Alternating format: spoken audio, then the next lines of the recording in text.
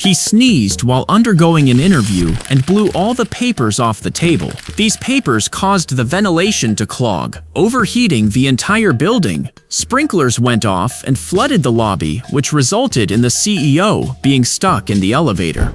Water levels increased, carrying away the CEO's briefcase out of the fire exit and into the road where a homeless pigeon found his business cards. The pigeon has since been attending meetings in his name. It has made 3 deals in his place. He even has his own parking space.